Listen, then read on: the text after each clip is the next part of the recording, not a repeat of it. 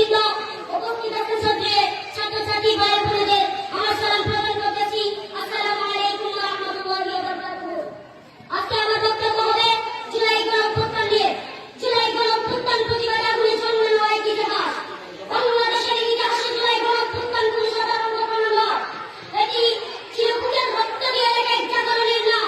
যখন বাংলায় মাথা তুলে দাঁড়িয়েছিল, যখন মানুষের কণ্ঠরুদ্ধ করার চেষ্টা চলছিল, তখন এই সাধারণ মানুষ মুখে দাঁড়িয়েছিল সাধারণ সাহসে।